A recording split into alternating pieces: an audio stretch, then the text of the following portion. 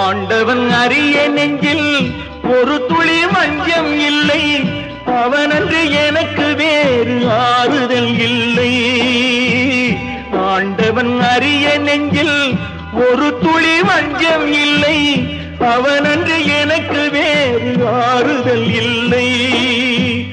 மனிதனம்மா மயங்குகிறேன், தவறுக்கு துணிந்த மனிதன் அழுவதில்லையே, தவறியும் வானம் மண்ணில் விழுவதில்லையே.